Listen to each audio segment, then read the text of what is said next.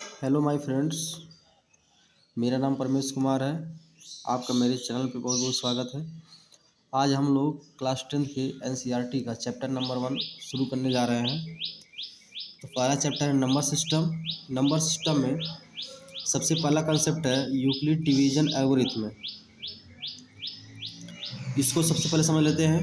इसमें क्या है, if A and B are two positive integers then they must satisfy A equal B Q plus R. मतलब A और B अगर दो पॉजिटिव इंटीजर्स हैं तो वे इस कंडीशन को यानी ए बराबर बी क्यू प्लस आर को जरूर सेटिस्फाई करेंगे। वेयर ए क्या है, बी क्या है, क्यू क्या है, आर क्या है।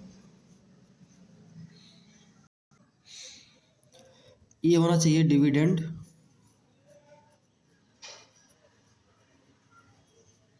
बी होना चाहिए डिवीजर, क्यू फॉर कोसेंट होना चाहिए, आर फॉर रिमाइंडर होना चाहिए।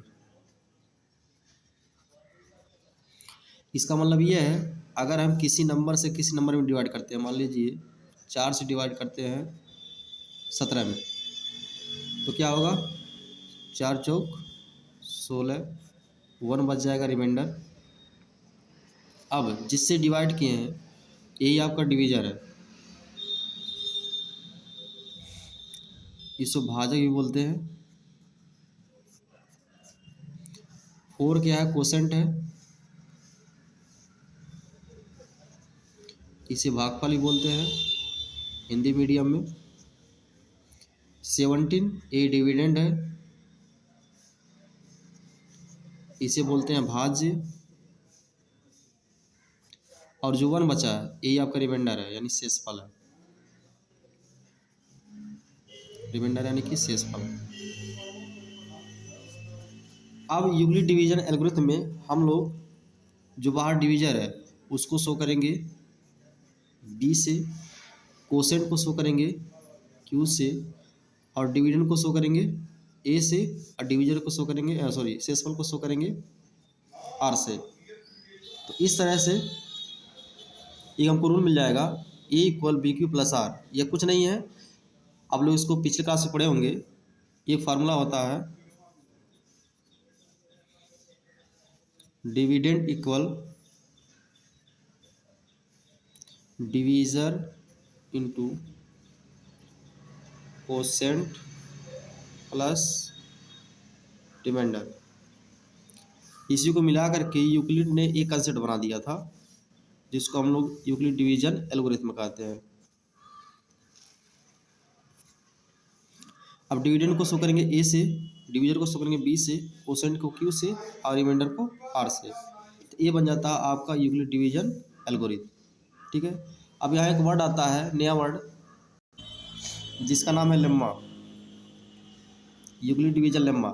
लेम्मा मतलब यह होता है कि ऐसी कोई कंसेप्ट या फिर ऐसा कोई चीज़ जिसको ले करके हम किसी और कंसेप्ट को सिद्ध कर दें, किसी और कंसेप्ट को सिद्ध कर सकते हैं, उसे कहते हैं लेम्मा।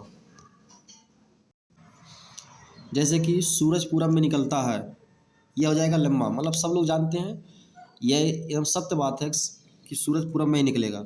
अगर सूरज पूरब में निकल रहा है तो हम लोग इससे यह साबित कर सकते हैं, अगर सूरज पूरब में निकल रहा है तो पश्चिम में छुपेगा। ठीक है। तो हम लोग माध्यम किसको बनाया, हम लोग माध्यम बनाया सूरज पूरब में निकलता है। अगर इसको ले करके सिद्ध कर देते हैं कि सूरज पश्चिम में डूबेगा तो हो जाएगा सूरज पूरब में निकलता है। इसे हम लोग कहेंगे लेम्मा।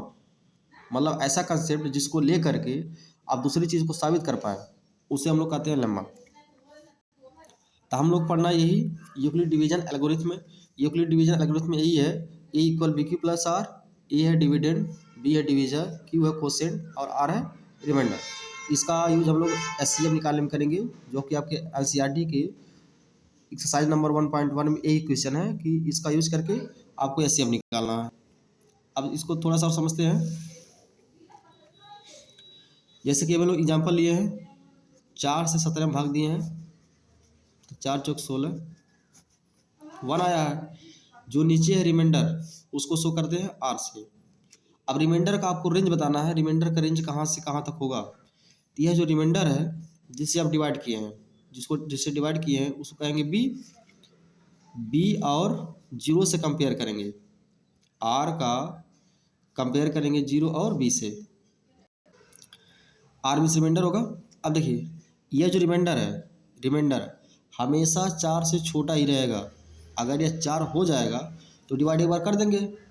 अगर यह रिमाइंडर 4 से अगर छोटा हुआ, 4 के बराबर हुआ तो डिवाइड एक बार कर सकते हैं। यह रिमाइंडर हमेशा 4 से छोटा रहेगा, यानी बी से छोटा ही रहेगा। तो आर जो छोटा रहेगा बी से, आर लेस देन रहेगा बी से, क्योंकि अगर रिमाइंडर 4 हो जाता है हम लोग डिवाइड एक बार कर सकते हैं, इसलिए यह रिमाइंडर का भी 4 के इक्वल होगा ही नहीं। 4 मतलब बी, यह कहीं बी के इक्वल नहीं होगा। और रिमाइंडर 0 भी आ सकता है, 1 भी आ सकता है, 2 भी आ सकता है, 3 भी आ सकता है, लेकिन 4 नहीं आ सकता। रिमाइंडर क्या है, वह 0 के इक्वल हो सकता है, लेकिन हमेशा 0 से ग्रेटर ही रहेगा। 0 से इक्वल हो जाएगा लेकिन 0 से ग्रेटर ही रहेगा। कहने मतलब यह है जो रिमाइंडर है वह 0 से ग्रेटर हो सकता है या फिर 0 के इक्वल हो सकता है, लेकिन हमेशा बी से स्मॉलर ही रहेगा, बी से कभी ग्रेटर नहीं होगा। यह होता है आर का रेंज, यानी रिमाइंडर आपका 0 से बड़ा हो सकता है या 0 बराबर हो सकता है, लेकिन बी से छोटा ही रहेगा। जैसे कि यहाँ समझ लो, जो रिमाइंडर 1 है यह 4 नहीं हो सकता है, यह 0 हो सकता है, 1 हो सकता है, 2 हो सकता है, 3 हो सकता है, 4 नहीं हो सकता है, और इससे हमेशा छोटा ही रहेगा। ठीक है, तो एक बार फिर से देख लीजिए। यदि ए और बी दो पॉजिटिव इंटीजर है तो ये कंडीशन को सेटिस्फाई करेंगे A equal B Q plus R, जिससे को हम लोग यूक्लिड डिवीजन एल्गोरिथम कहते हैं। ए है डिविडेंड, बी है डिविजर, क्यू है कोसेंट, आर है रिमाइंडर। ठीक है, यहाँ पे उसको शो किया गया है, कौन क्या है। एक फार्मूला चलता है, dividend equal divisor quotient plus remainder, A equal B Q plus R, यही चीज़ है, इसी को मिला के कंसेप्ट बना दिया यूक्लिड ने। लेम्मा क्या है, लेम्मा एक ऐसा कंसेप्ट होता है जिसके माध्यम से आप एक और कंसेप्ट को सिद्ध कर पाएँ, इसको लेम्मा कहेंगे। जो आर का रेंज होगा वह हमेशा 0 से छोटा रहेगा, बी से छोटा रहेगा, लेकिन 0 से बड़ा हो सकता है या 0 से ग्रेटर हो सकता है। आर कभी 0 से छोटा नहीं होगा, मतलब माइनस में नहीं जाएगा। ठीक है, यही आपका है यूक्लिड डिवीजन एल्गोरिथम।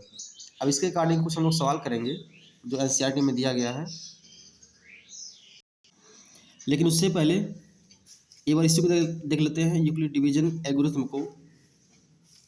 जैसे एक बी है, इससे डिवाइड करेंगे ए में, क्या आएगा, कोसेंट क्यू आएगा, यहाँ कुछ आएगा, फिर सब्ट्रैक्ट करेंगे, रिमाइंडर आ जाएगा आर। यही है यूक्लिड डिवीजन एल्गोरिथम। मतलब कोई संख्या बी है जिससे हम ए में डिवाइड कर रहे हैं, क्यू टाइम डिवाइड हो रहा है, फिर जितने टाइम डिवाइड होगा उसको नीचे लिखेंगे, नीचे लिखने में सब्ट्रैक्ट करेंगे, नीचे आएगा रिमाइंडर। यही है, इसी का फॉर्म है ये, जैसे डिवाइड हुआ इसी का फॉर्म यह है। ठीक है,